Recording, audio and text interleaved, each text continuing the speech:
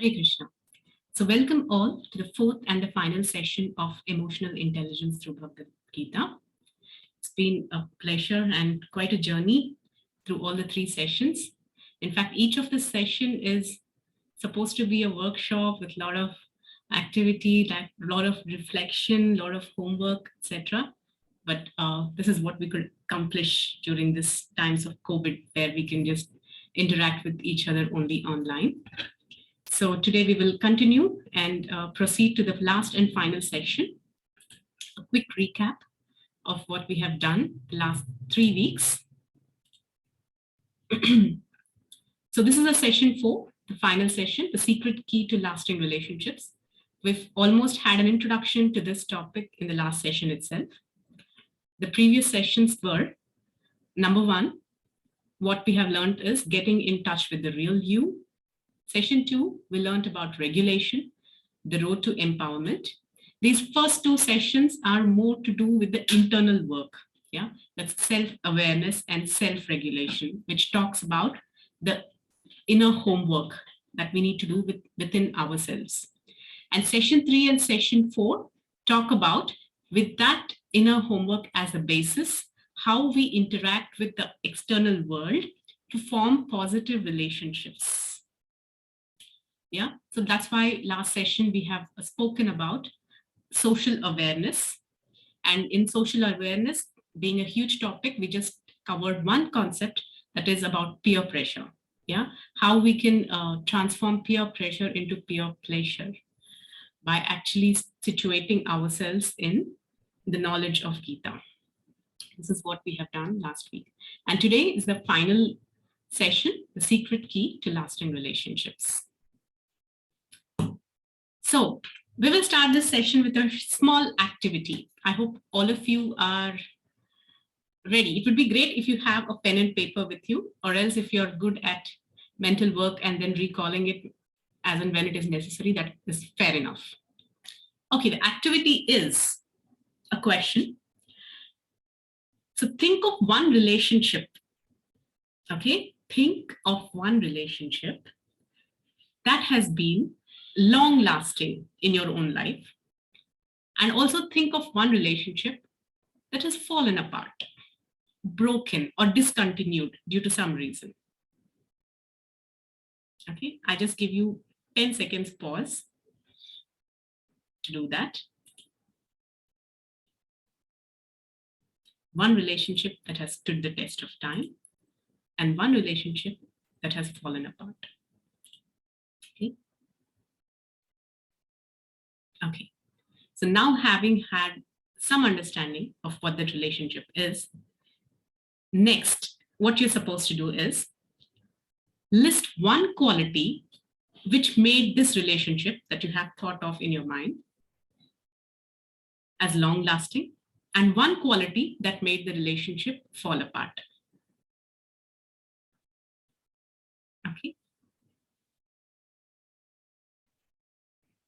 So you can write down.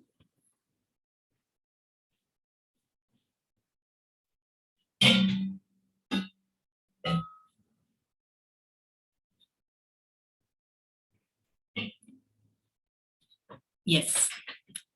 So I won't ask you what's the relationship, but I will ask you the question of what is that quality which made the relationship long lasting? Any of you would like to answer? And I'm sure for most of us, one long-lasting relationship that we all can by default quote and name is the relationship with our parents. Yeah, that's a default relationship, which does stand the test of time no matter what. Yeah, so what is that one quality which made the relationship long-lasting? Yeah, I have some answers on the chat. Yeah, someone says understanding each other, and someone says unconditional love. Yes, so true with our parents. Yeah. You're unconditionally there with us no matter what. Okay, so that one quality that made the no expectations. Okay, very powerful answers. Someone says tolerance. Very good. Yeah. Any more qualities that made the relationships last long?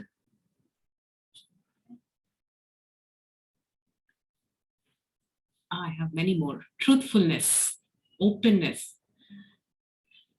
You hit the bull's eye. Truthfulness, yes. Being beside us all the time in good and bad situation. Shreya says, trust, trust, trust. I have 3 answers on trust. I'm really happy because you're getting to anticipate the class in a very nice way. Yeah. So trust. Okay. So basically, thank you very much for all of your answers. So there has been a tremendous research that has been going on to understand the reason why the relationships are not lasting in the modern times. Yeah, especially according to statistics in the US, 70% of the marriages break within 3 years of getting married. Can you imagine these statistics? 70% marriages break within 3 years of marriage. And India is no less, it's following the footsteps of US, and we're not very far off.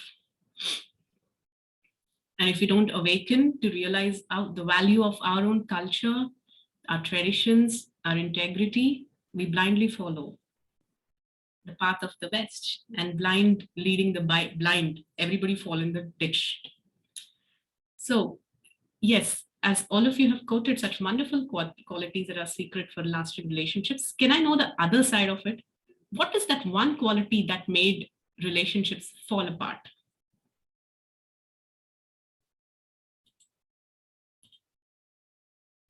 Misunderstandings, okay. Over expectations, okay, so that's all exactly. Overthinking. Oh, anger, yeah, anger. Yeah, sometimes anger outbreaks can really destroy relationships. Okay, cheating, yes, ego, amazing answers. Improper communication, excellent. Emotional imbalance.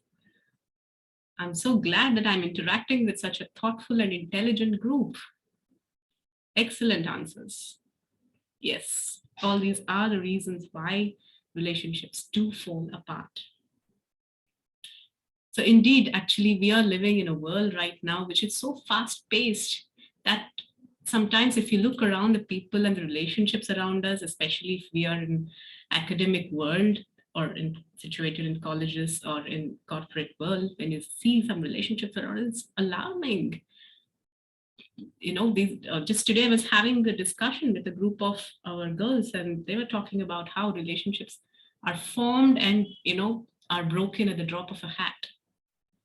Yeah, they hardly last from anything between 6 months to 2 to 3 years. And the moment they find a better partner, they shift. Yeah, people are so commitment phobic these days. They don't want to commit to a long-term relationships. And why they don't want to commit? Because fear of parents. There was that fear when the relationship was forming. Yeah, they don't want to commit because actually, you know, research states many girls do not want to commit to long-term relationship these days because they want to grow in their career. Can you imagine?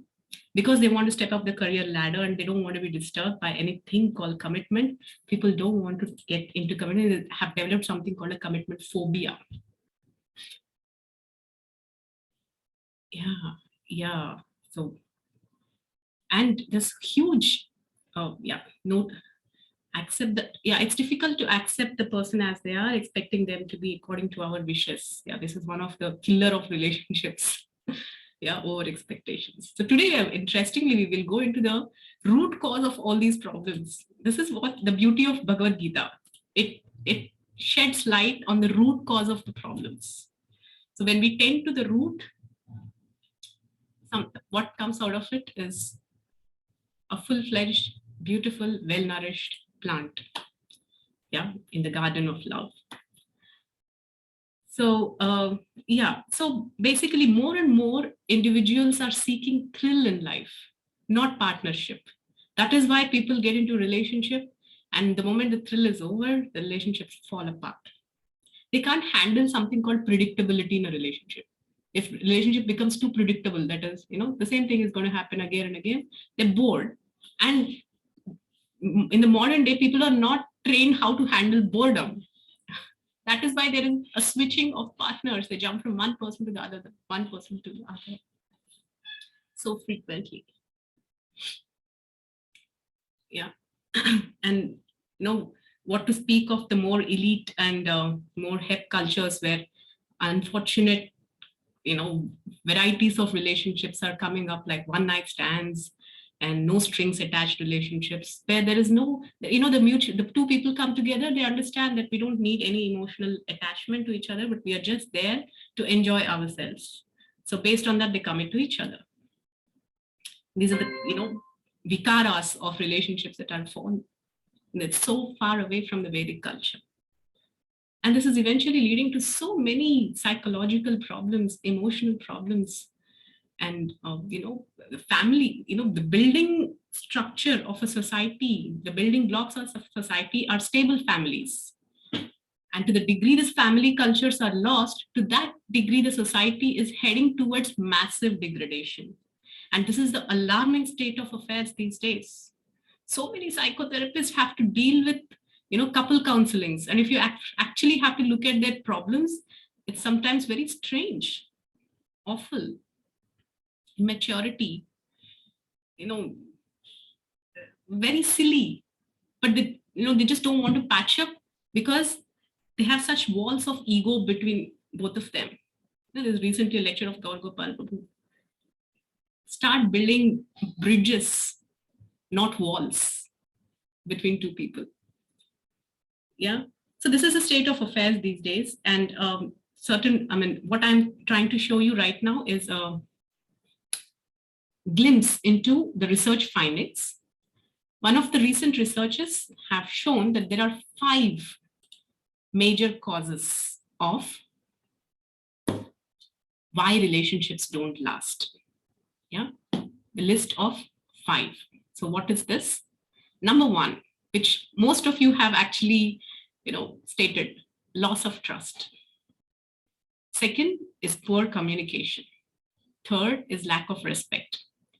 Fourth, difference in priorities. And fifth, not enough intimacy. Of course, we're not going to get into the details of all this, but I'll just talk about the first one, loss of trust.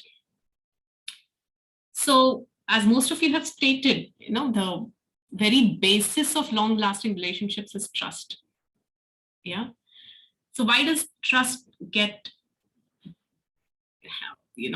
badly affected in any relationship? It's because of these 4 reasons: lying, possessiveness, jealousy, infidelity. These are 4 prime causes why trust is lost in a relationship. And in fact, jealousy is one thing, especially this attacks friendships. Last week we were talking about peer pressure, right? And so especially the relationship with friends is quite different because it doesn't come with some kind of a commitment to be made. Yeah, unlike the relationship between the boy and girl, which calls for a commitment in the future. So friendships don't last long for 2 major reasons. One reason is insecurity, and the second reason is jealousy. And because most of you are, college students, I will just talk about this factor and how to handle it. So jealousy, what is jealousy or envy in normal terms? Why I don't have what the other person has.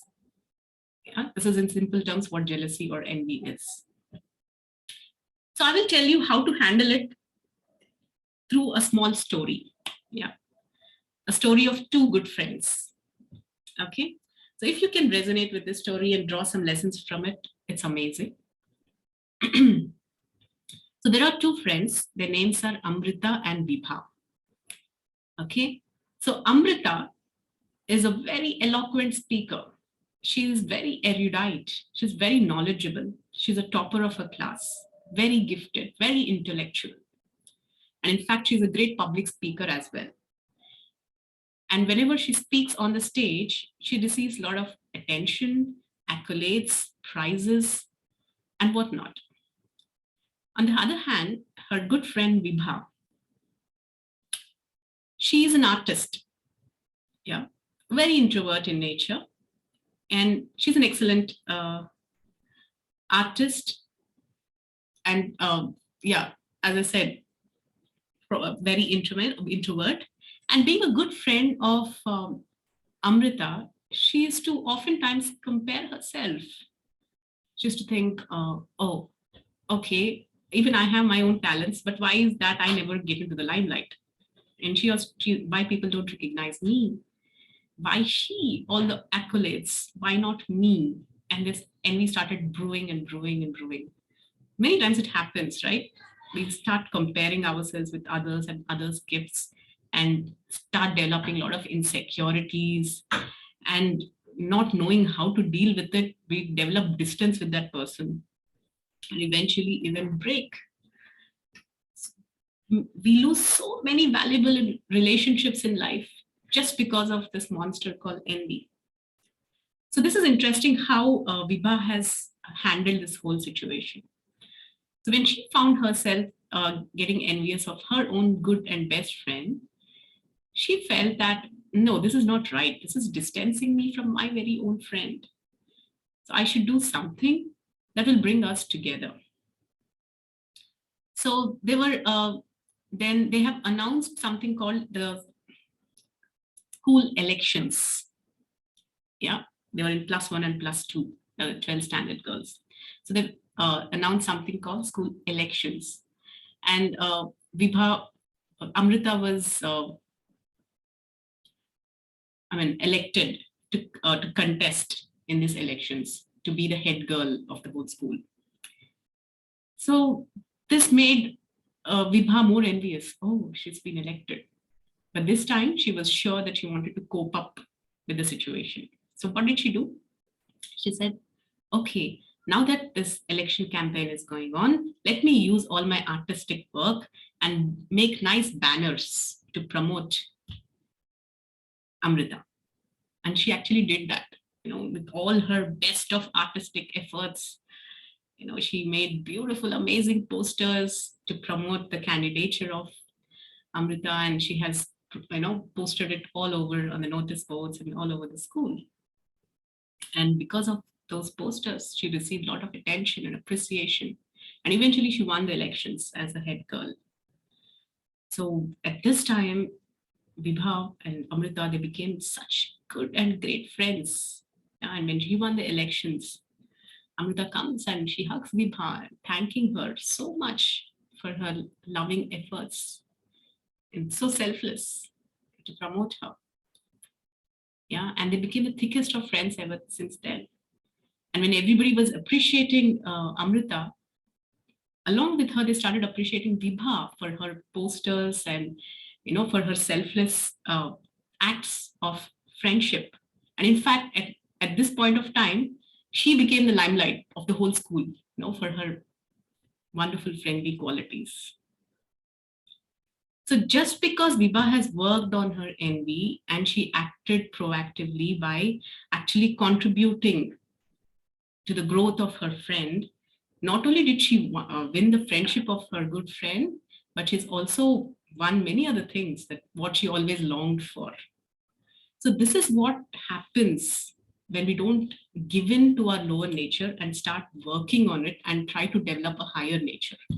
We are rewarded in multiple ways. And this is what exactly is Bhagavad-gita always trying to push us towards. Raise from the demoniac nature to the divine nature. So this is the example of how to handle jealousy, which is one of the most important quality which kills friendships. Yeah. So I said two. One is jealousy and one is insecurity. Yeah. So we're talking about this loss of trust. Another fourth one is infidelity. So all these four things are subtopics of loss of trust. So trust is such an important factor in relationships. So what exactly is trust? And how do we build trust? So some people think trust means we have to just give our unconditional access to our emails and our WhatsApp to our partner. Is that trust? Or the person, our partner knows everything about us, where we go, what we do. Watch.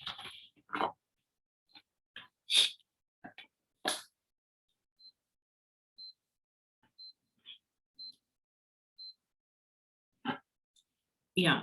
So 24/7, the itinerary is completely known to the other person. So that means the person is trustworthy. Is trust something so shallow? Is trust something so external? No, trust is something much more deeper than that. So we will learn what trust is through this beautiful pastime of Dushyanta and Shakuntala. So this comes in the Adi Parva of Mahabharata. And very interesting story. I won't go into the details of the story. Most of you might be knowing, if you have some inclination about the Puranas and Itihasas, you might be knowing this story. And also Sahitya, because there's a lot of literature that has been drawn out of this particular pastime. Yeah.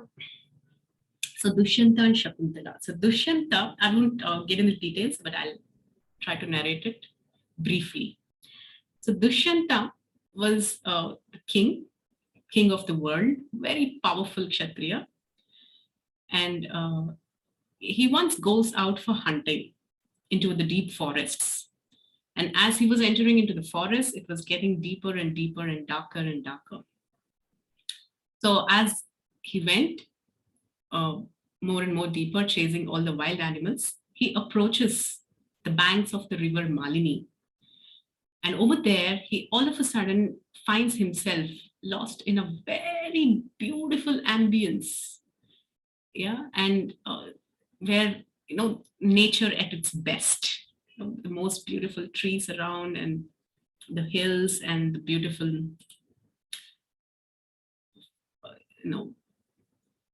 sounds of the birds chirping and the water flowing.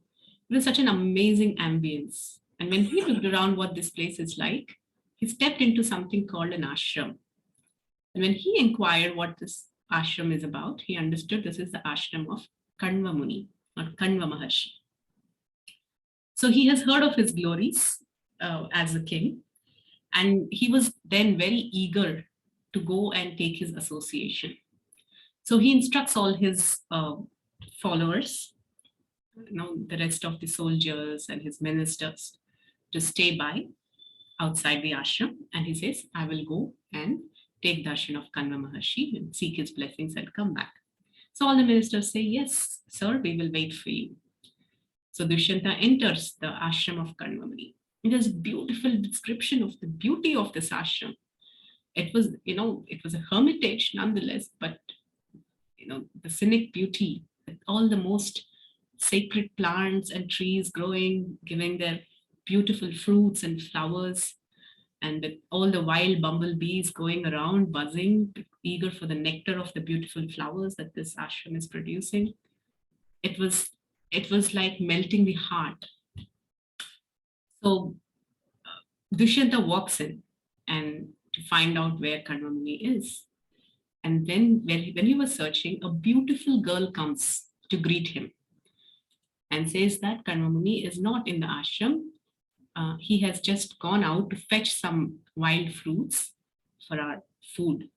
So kindly wait by, he will return any moment. And I am his daughter, Shakuntala. So the moment Dushyanta sees this girl who's so well behaved,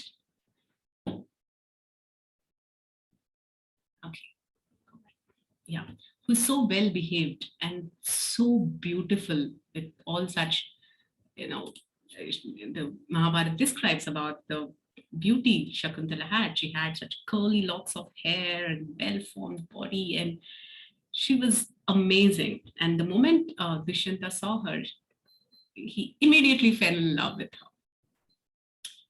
He was immediately so drawn to her. And even Shakuntala, the moment she saw Dushyanta, she felt like, he looks like the son of Indra, who is the topmost of the demigods. So both of them connect to each other very deeply. So he starts inquiring from her. So who are you? Then Shakuntala says, I'm the daughter of Kanva Maharshi. Then he waits for a moment and thinks, Kanva Maharshi is a very self-regulated Maharishi.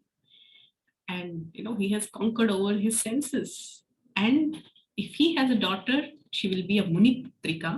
And if she is a Muniputrika, I would not have been attracted to her.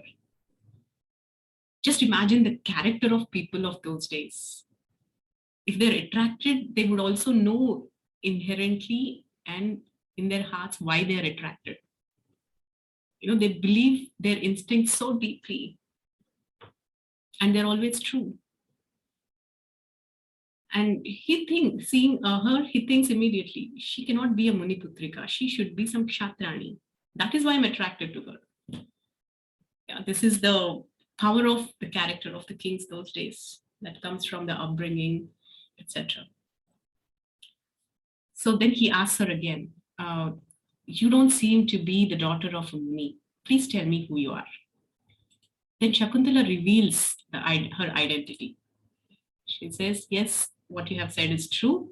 I have overheard Kanva Maharshi speaking to another sage about the secret of my birth. I'm actually the daughter of Menaka and Vishwamitra Muni.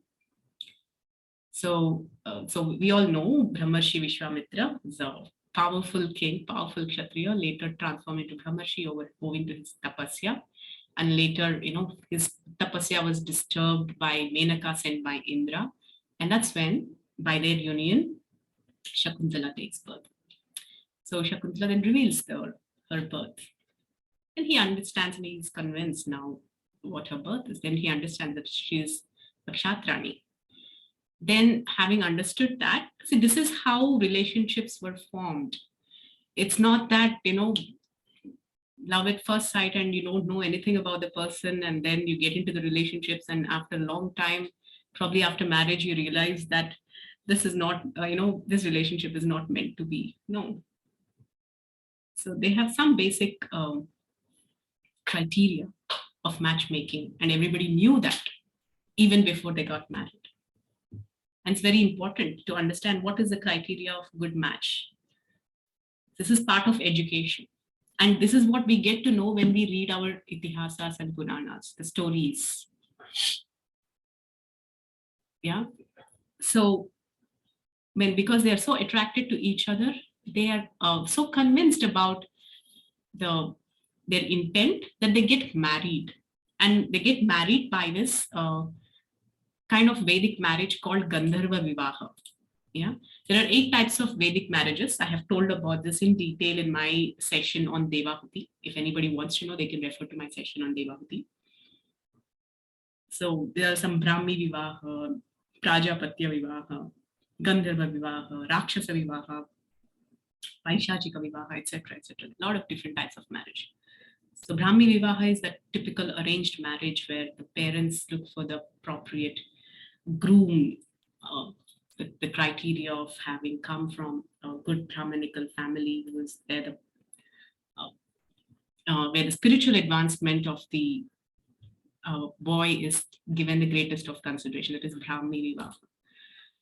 Then Prajapatya, where the most important concept is what are the kind of offsprings that they would have. And Gandharva Vivaha is one type of Vivaha, that is marriage, that is done by the mutual consent of the boy and girl. Yeah, the boy and girl fall in love with each other. They get married based on that deep attraction for each other. And this is Vedic. Yeah, this is Vedic. And not only are they allowed to get married, but they also take responsibility for that marriage. So, and they get married, and now in this case, Dushyanta and marries Shakuntala, saying that I will marry you, and I'm marrying you in the presence of all these Panchabhutas. Yeah, and all the directions and all the devatas that are present. They are witness to our marriage. Yeah, and that's how they come together.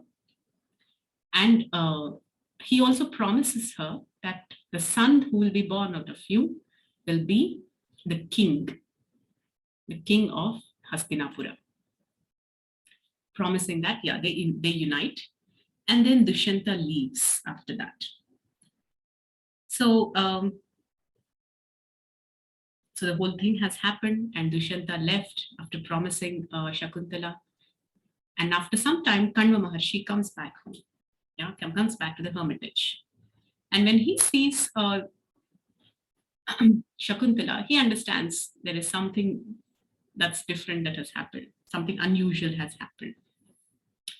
So he asks, has anybody come by? And she says that yes, Dushyanta Maharaj has come. And when she was unable to express her heart to her father, with his Divya Drishti, he sees and understands what has happened.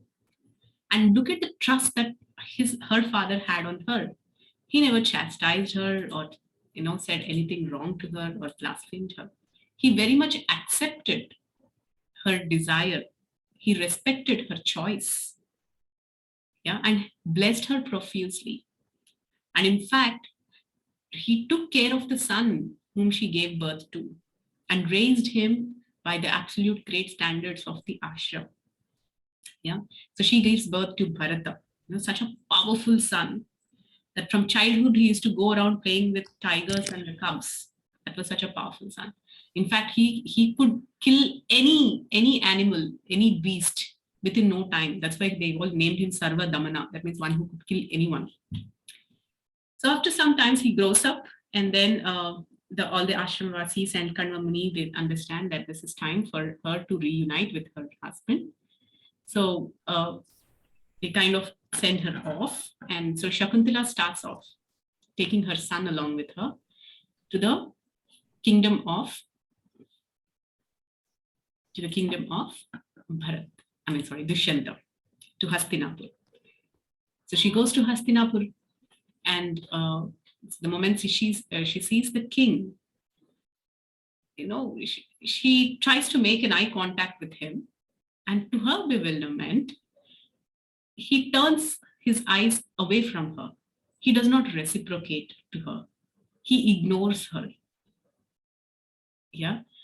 And this shatters Shakuntala. Why is he behaving with me like this? Then, at that very moment, she starts sobbing endless tears. I've come from so far with the hope and faith that you will fulfill your promise about your son. So she gathers control over her emotions. And again, she starts speaking in the open assembly to the king. She starts, she doesn't, there are beautiful verses in Mahabharata which describe about this whole big conversation. Actually, this conversation can itself be a class. So wonderfully she puts across. She does not quote the intimate moments that she spent with the king because of the awareness, social awareness of the assembly. But she gently reminds him of the promise that he made about the son they would have. She says, "Oh king, you have promised me that our son will be made the prince regent, it is the Yuvaraj of your kingdom." And she says, and she pleads and goads to remember this relationship. And she shows the son, and she says, the moment the father sees the son, he feels that he's the happiness of seeing his own reflection.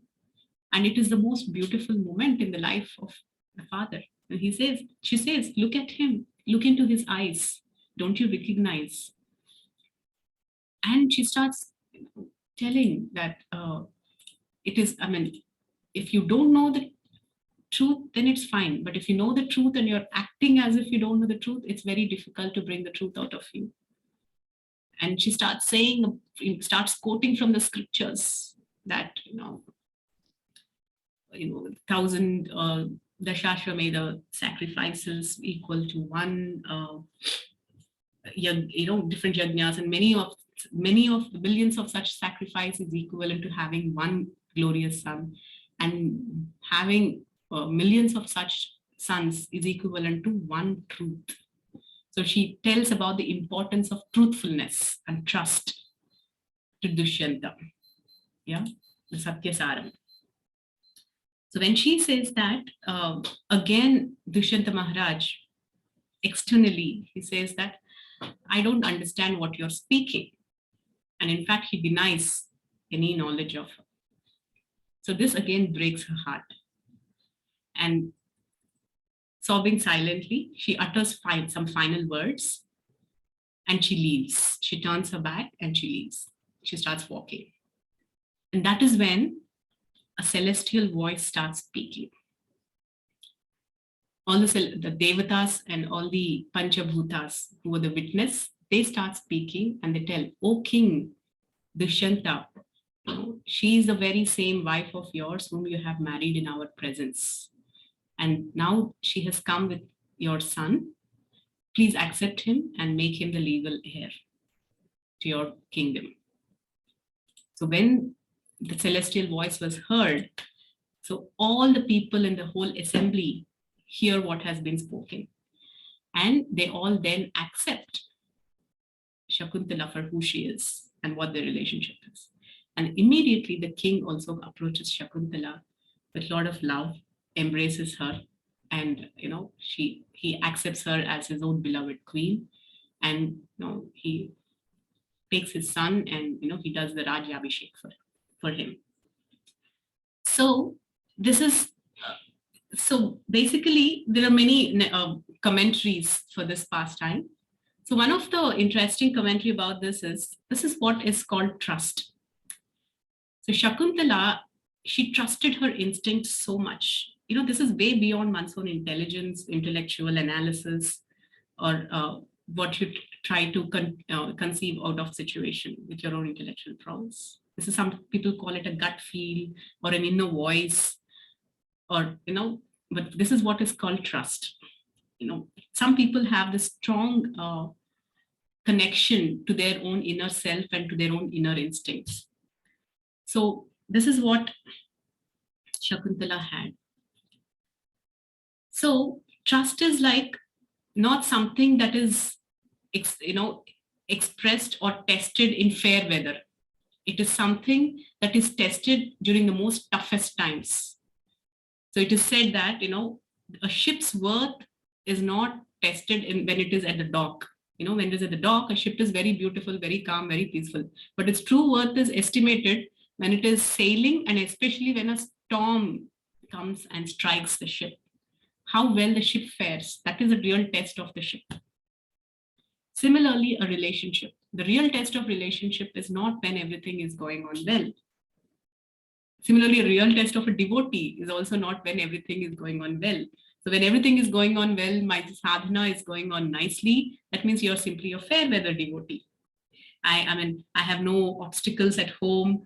I don't have to deal with any deadlines. I have free time, nothing else to do. So I pick up my japa bag and I start chanting.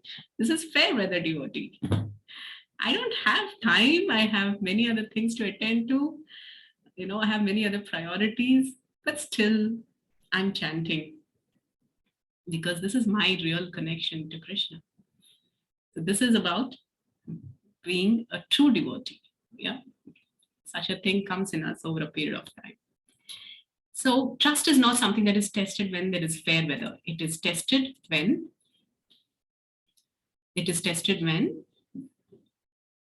during the times of tribulations. So she trusted her own instincts so deeply, and she was so convinced about her choice, her decision, that she stuck to it and she tried to fight for herself. This is so important in a relationship. And most of the girls that I know, they lack this. They're not convinced about their own choice. Even 10 to 20 years after marriage, they look back and think, did I make the right choice? This is what the status quo of relationships these days. And that is why so many breakups. Yeah, I know of a person, I've heard, she has married 8 times. And the 8th groom is the first one. She remarried him again.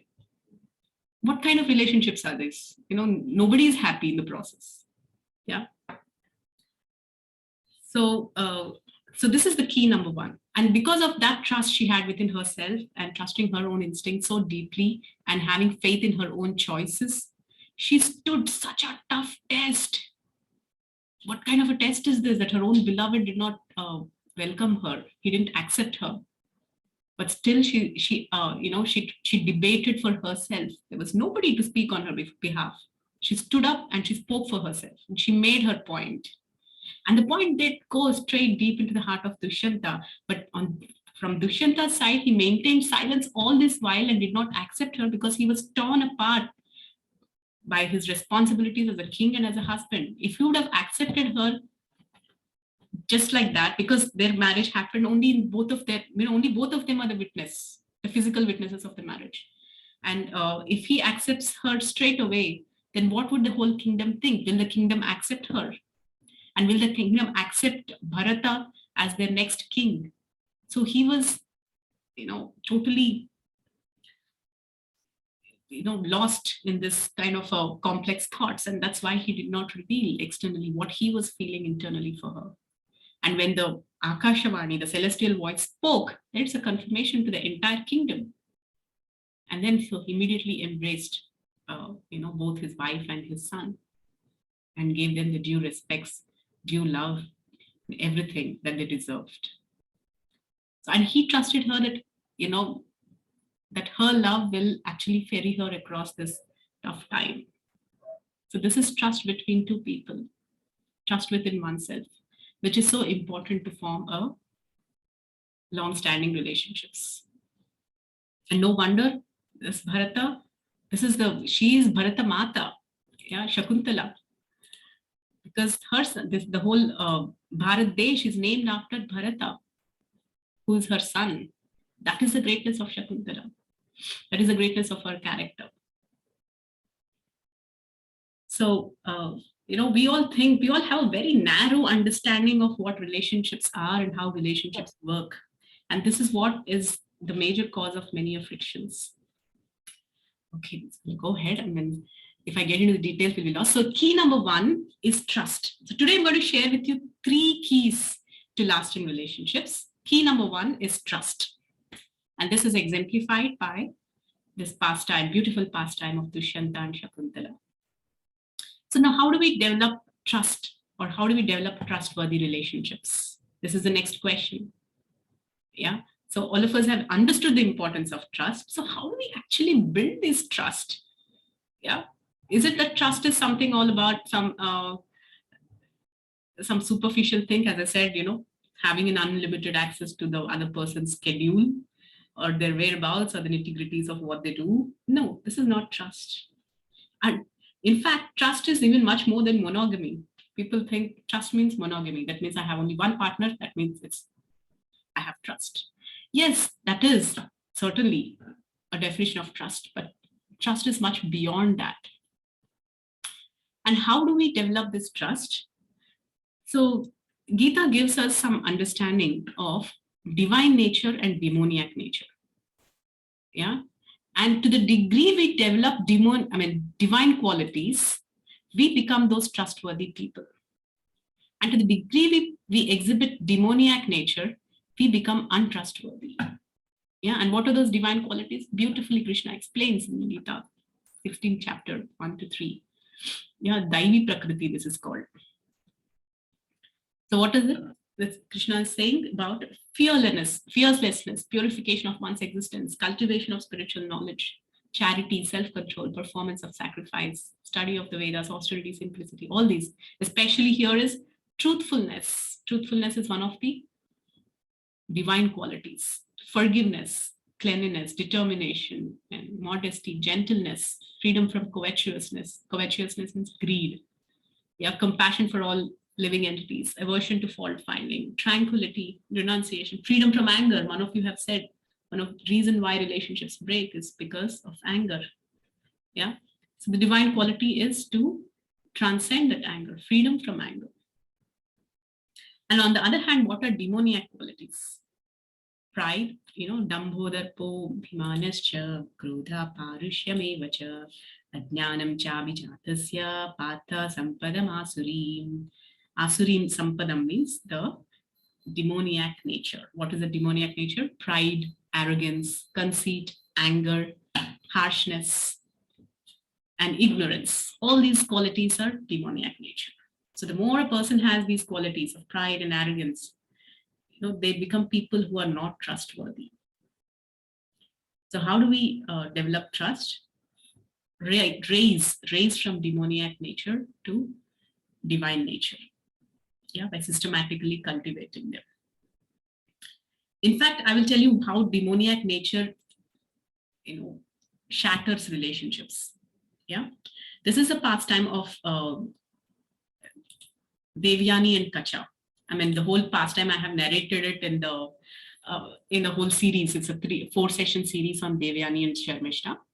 So basically, Devyani is a daughter of Shukracharya. Yeah. So Shukracharya means he is the guru of all the Danavas, that is all the demons. Yeah. And Kacha is the son of Brihaspati. That means he's coming from the Devatas. And he actually joins the ashram of Shukracharya to learn the Mrita Sanjeevani mantra. So during that period of tutelage under Shukracharya, Kacha falls in love with Devyani. I mean, actually, in fact, both of them fall in love with each other and they spend time together. And yeah, they have a lot of exchanges for a long time. But then what happens is all the Danavas, the demons, knowing that he's a son of Brihaspati, knowing that he can cause harm any moment because the demons never trust the Devatas, they always try to kill him. Yeah. And as many times as they tried to kill him, he came back to life because Devyani has utilized Amrita Sanjeevani mantra and brought him back to life. And they continued their relationship full on. But finally, what happens, they actually kill him, burn him into ashes. They mix that ashes into a drink and give the drink to Shukracharya. So Shukracharya drinks that particular beverage, thinking it's a normal one. And later only to realize that Kacha is actually in his stomach. So there's a process. Devyani comes and cries at her father, please bring Kacha back to life. So Shukracharya takes the risk. He says, I will now give you the Mrita Sanjeevani mantra. And if you are to come to life, you will come out of my stomach. So that means I am going to die. So after you come out, you use the same Mrita Sanjeevani mantra and bring me back to life. He says, okay, done. And so what happens is, so Shukracharya brings Kacha back to life by chanting the Mrita Sanjeevani mantra. So the moment Kacha comes out, he brings Shukracharya back to life, again with the Mrita Sanjeevani mantra. But a twist happens here, a serious twist. What is a serious twist in the story? And I'm sure you've never heard of a twist like this in any of your Hollywood or Bollywood or Tollywood movies. The serious twist is that he says, now that I have come out of the stomach of Shukracharya, yeah, you are my sister now. We can't get married anymore. So when Devyani heard this, she was shattered. I have given my heart to you. And, I'm a Kanya and you're a Brahmachari and, we have lived together, kind of life. So we both have to get,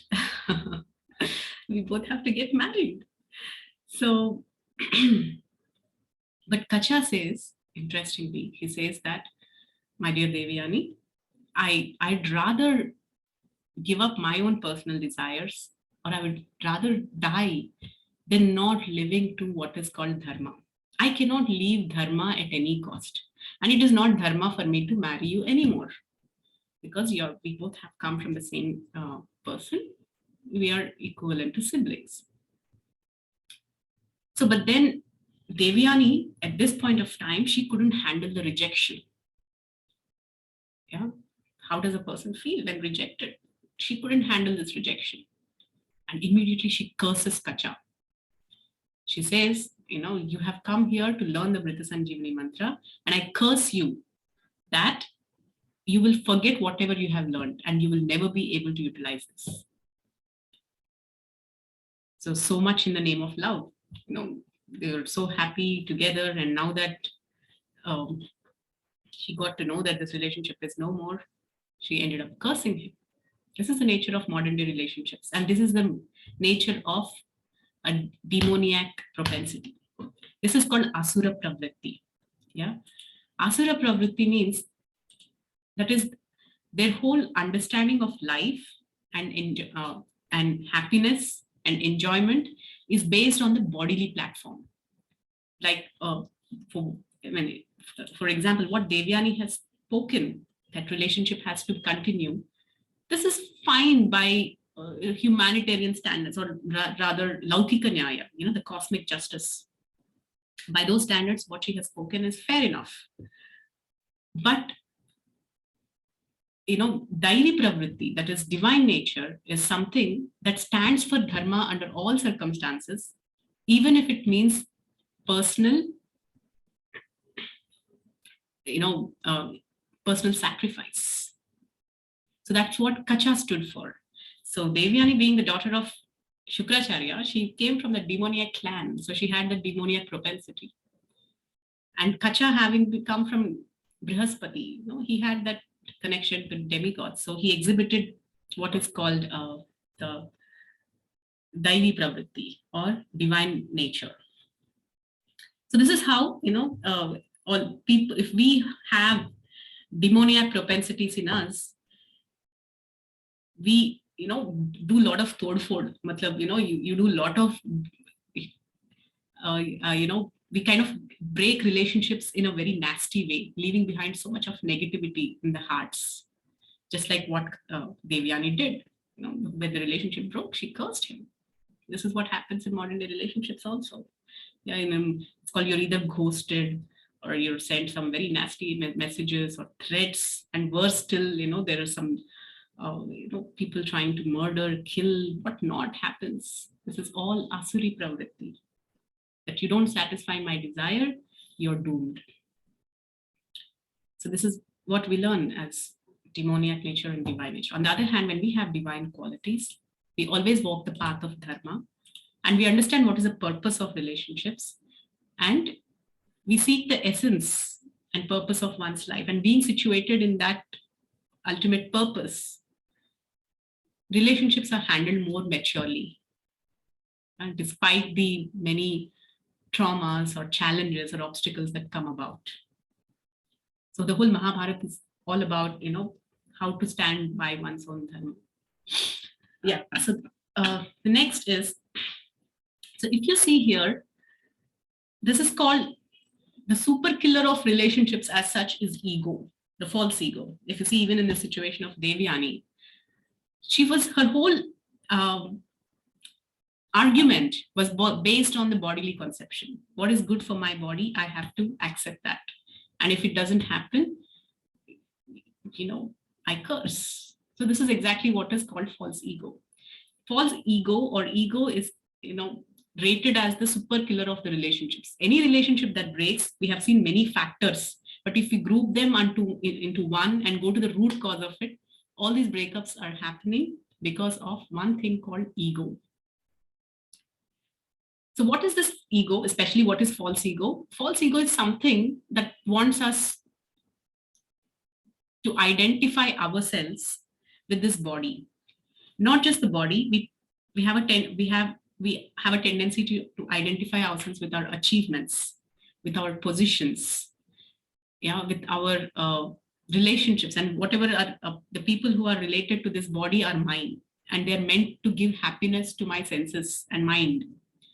Girls seek more of emotional gratification. That is also a kind of sense gratification only. Yeah. And so that's what is false ego. That means identifying oneself as the body and identifying themselves with their achievements, their jobs, their titles, their degrees, their education, or their status in the society. All these identifications are what is called false ego.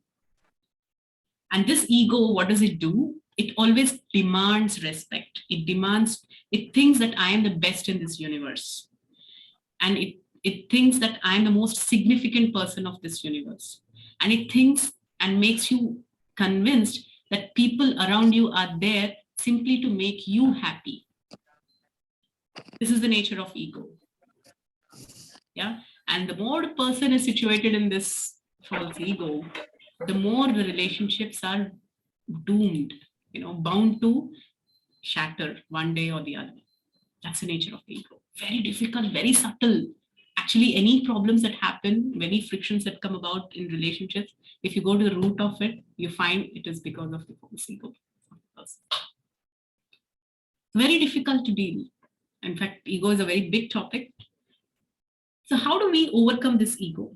Now, on a practical basis, it's important to detach. First of all, identify that ego is causing problem. This identification itself takes a long time because it operates at such a subtle level. It's difficult to even identify that this is ego actually because of which I'm facing problems in relationships. If you get to the deep of your core and try to identify that this is the work of the ego, that's a great discovery. It's a super discovery you have made. And what is the result of such a discovery? You start feeling grateful to people around you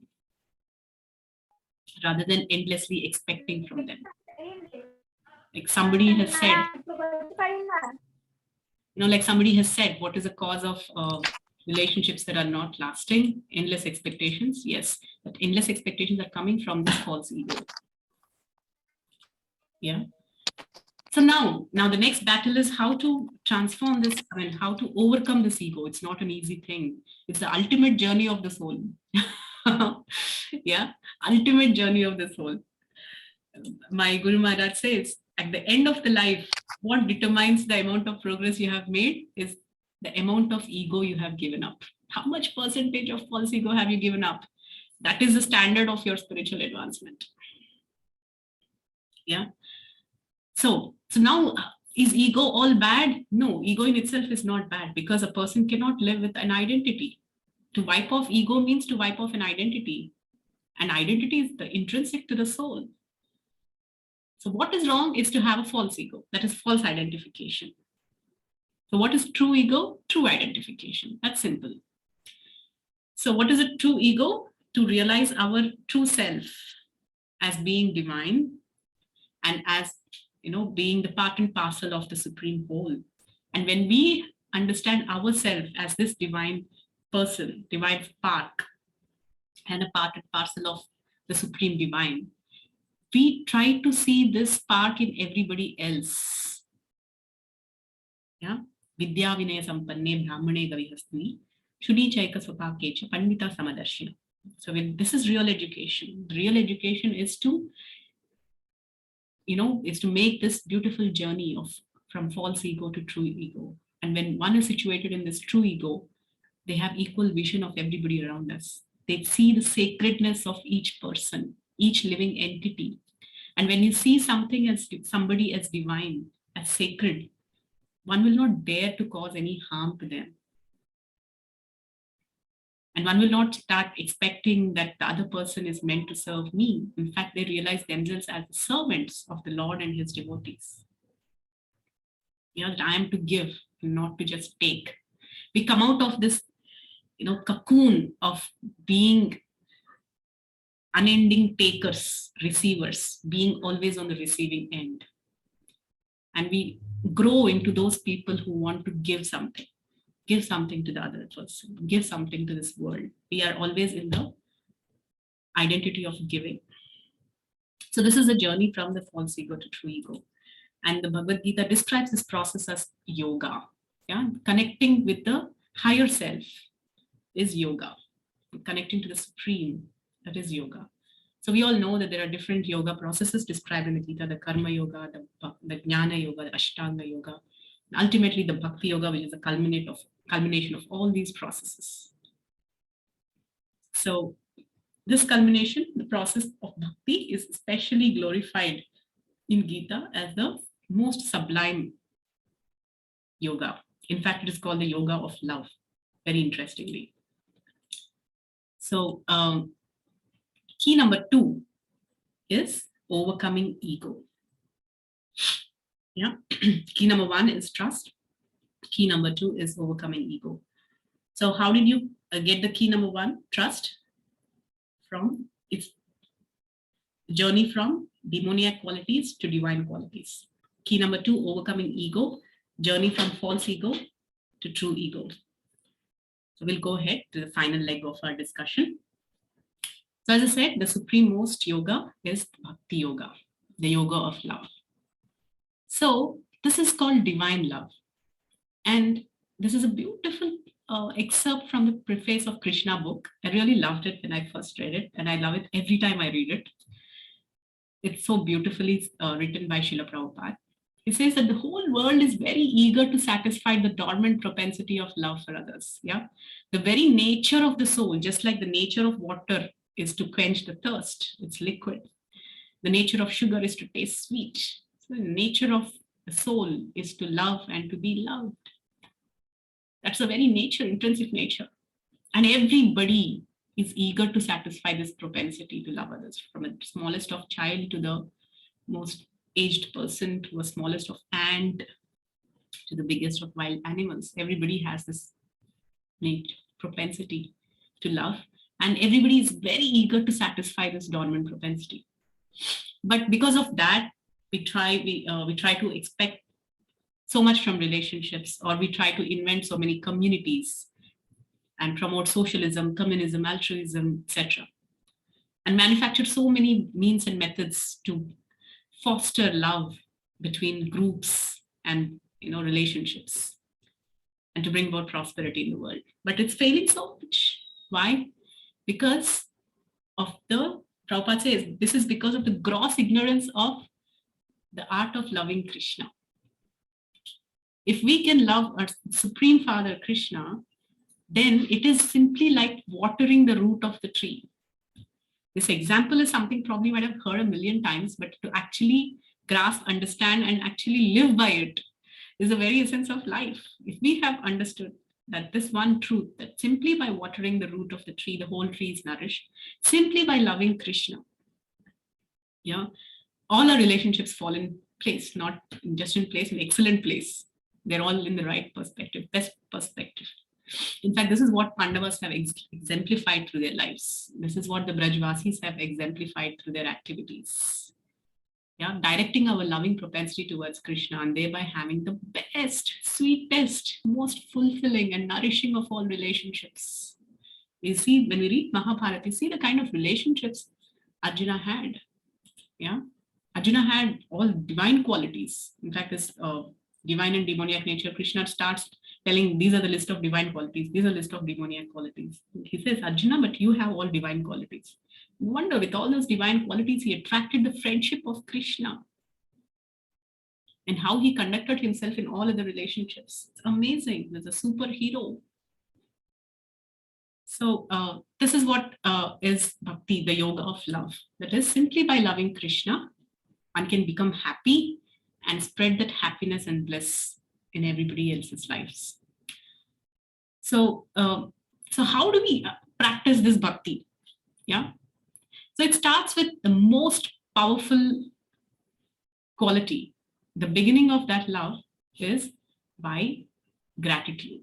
So gratitude, it is said, is so, I'll tell you what, I have done my psychology, and till date, I received so many invitations for so many seminars based on this one quality called gratitude. This gratitude is one quality has been studied so deeply, and it has such healing potency in the life of every human being. Just simply by being grateful, in fact, it improves the physical and mental health of a person by multifold. It has a power to cure even things like cancers. This is what the research studies say. And there is a medical professional who says that if this gratitude can be actually supplied to everybody as a drug, there would be no disease in this world. This is what it has been said. So this gratitude is not simply a feeling of, okay, it's so nice of that person, or it's not simply by attaching a thank you to everything that we receive. That's there, that's important. At least it's an initial stage. But true gratitude is actually expressed in actions. And when I was in my initial days of my spiritual life, I heard one wonderful statement by one of my teachers. Our life should be a signature of gratitude. This is very deep. Gratitude does not merely mean saying thank you, saying I'm grateful, I'm happy with whatever I have received from you. That's verbal expression. But our very life, our whole life, should simply be a signature of gratitude.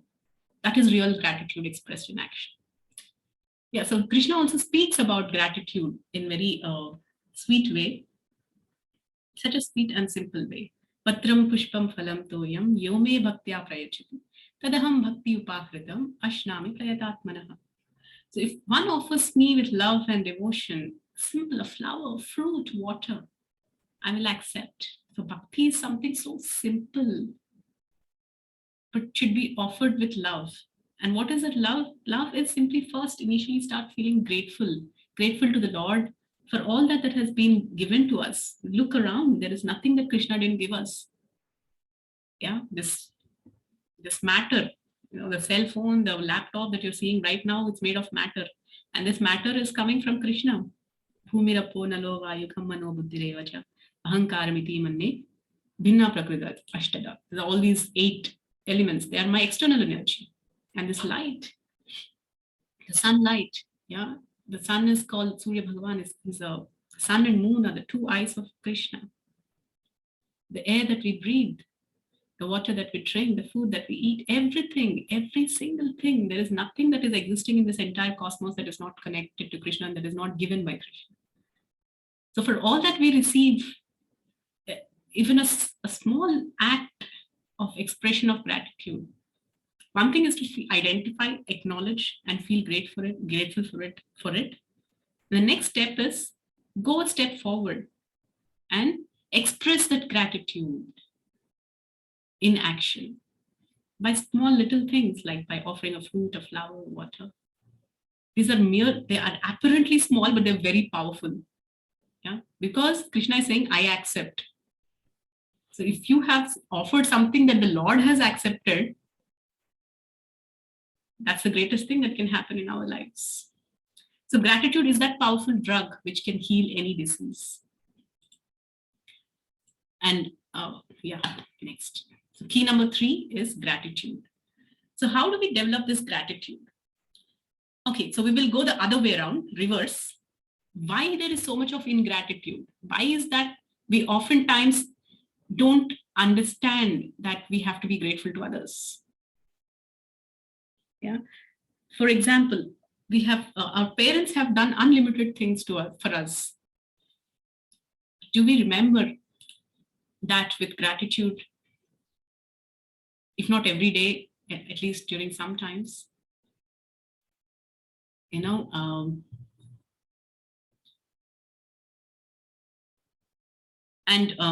So do we express that in actions, acknowledge that? So if we start feeling that and expressing that, we are grateful. But oftentimes, what is the obstacle for this feeling of gratitude? The biggest obstacle is that we're always expecting that something more is to happen to me. I need something more, I need something else. The mind is always focusing on that. And when the person is in this feeling of hankering, unlimited hankering, gratitude cannot coexist.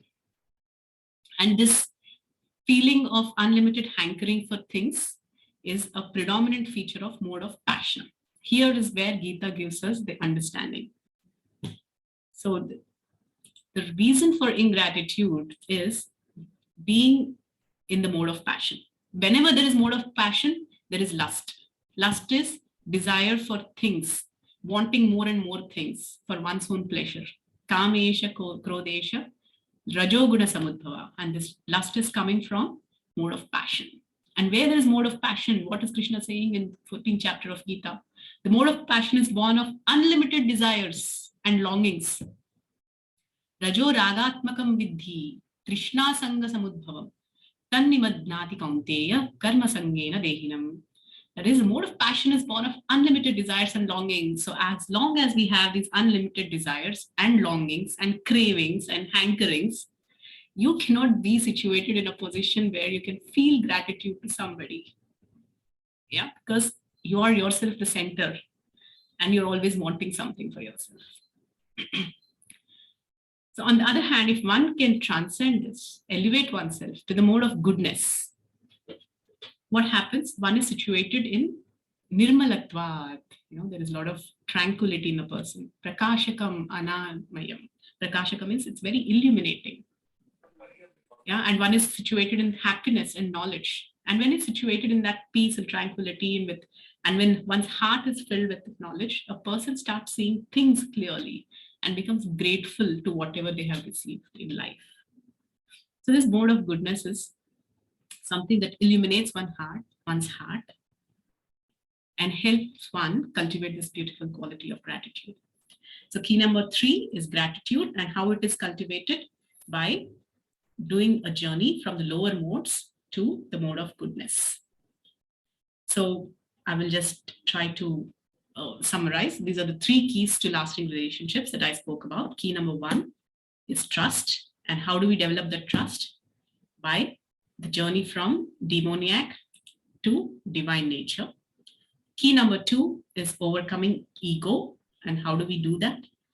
Through a journey from false ego to true ego. And key number 3 is gratitude. And how do we develop that? From the journey from mode of passion and ignorance to the mode of goodness, sattva. So these are the 3 keys. And in summary, how we can attain these 3 keys, thereby entering into the beautiful realm of cultivating deep, long-lasting and nourishing relationships. So ultimately, the richest person is that person who has the best and the most loving relationships. And that is what is spiritual world all about.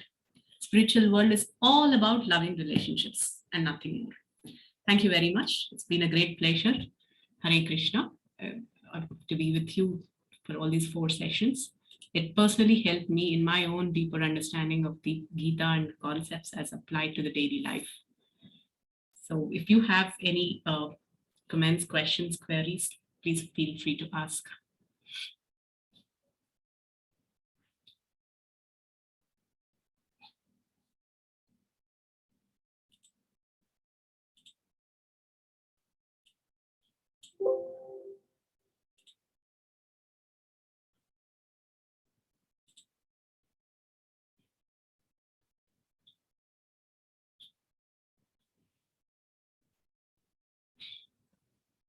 Yeah, anybody has any questions?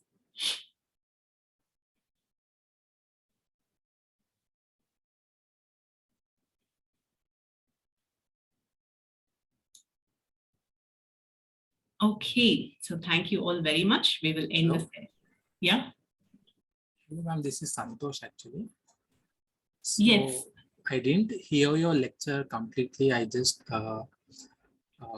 joined before 15 minutes. Okay. So I was there from the key 1, trust. Okay. So generally my question, like what is bothering me is like not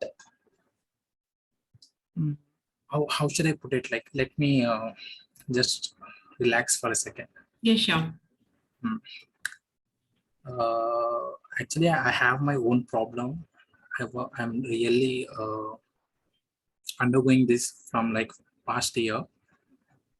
Okay. I went through this breakup. I was in a relationship actually. So we actually broke up. So that did not went on good terms. So from past 1 year, like from 2020 to 21, I was literally in depression. So I'm not able to get over her. I'm not able to forget all the memories. So I just want to move on, but I'm not able to understand how to move on. So I really tried all ways.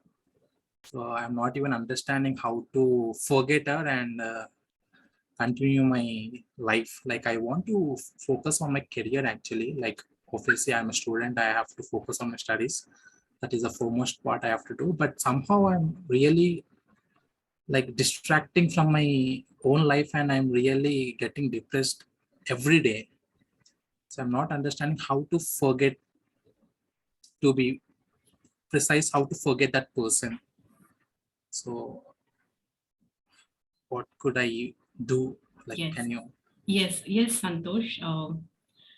So it is true that I totally understand what's happening with you and what you're going through. It is said that frustrated love is the deepest pain a person can ever go through in life. Yeah, it's one of the worst kind of pains. And the way it affects a person is very, very deep. So what all you have been expressing as the symptoms of such a frustration of the heart are but natural for what you've been through. So, so how to handle this is, as you said, your question is how to forget her. So I feel that that should not be your focus. The focus is not about forgetting, but again, take these 3 keys, if possible, to be grateful for whatever has happened. And as you said, you have come to the class towards the end, last 15 minutes. If possible, I will be uploading this on YouTube, and we may just rehear the whole class from the beginning. I've shared 3 keys, 3 important keys. So yeah, there's no question of trust anymore because it's been broken. So how to handle the broken relationship is, again, trying to be grateful to whatever has happened, all the good times that have passed by, and be forgiving for whatever hurt has come by through that person. And yeah, so I will tell you a small story. There is one old lady, yeah, and she was approached by a boy, yeah, a teenager. And he asked her, my dear grandmother, I have a pain in my heart, and how do I get over this? Then she told him to get some salt, yeah, concentrated salt. So he got a small bowl of salt. So she asked him to mix this salt in half a glass of water. Yeah, in half a glass of water, she mixed 2 spoons of that salt. And she gave that half a glass of water to the boy. And she told him to drink it. So this boy drank, and he immediately spat out. And he said, "This tastes disgusting. I cannot taste this." Then she said, "Okay, come with me." And this old lady took this boy to a lake, a serene lake, a beautiful lake, which is a clear water lake. And she told him, "Now mix 2 spoons of this salt in this lake." And he did it. And she said to him, "Now taste this water." So he went ahead and tasted the water. And she asked him, "So how do you feel about this water now?" And he says, "It's tasting very good, clear water, tastes sweet, in fact, very good." Then she said, when the same amount of salt was mixed in that small glass, you were unable to taste it. It was tasting so bad, bitter, or salty. It was too much in excess. But when the same 2 spoons were mixed in that big lake, you didn't identify, yeah, the saltiness that it has contributed to that. So that's what you're supposed to do to your heart. Expand your world, expand your consciousness, expand your heart. And these bitter things do not impact a person. And spirituality is all about that, expanding one's consciousness, one's heart so much. At Puryamanam Achalam Pratishtam, Krishna tells in Bhagavad-gita that a real transcendentalist is that person who is like an ocean and remains steady even when all the rivers are gushing into that ocean. Yeah, ever being filled, but is always still. This is the nature of a transcendentalist. This is the nature of a spiritualist. That is why spirituality is so important in handling our own lives and our relationships in a very successful way. So I totally empathize with what has happened, but definitely you can overcome it and learn a lot of things from what has happened and go ahead with much more positivity by taking up to the process of spirituality. As and when your heart resonates with it, there is no force. So I wish this could help you. Okay, Santosh? Okay, ma'am. Yeah. Somewhat not clear, but it's okay. Yeah. Okay, I wish you all the best. Hare Krishna. So anybody else has any other questions?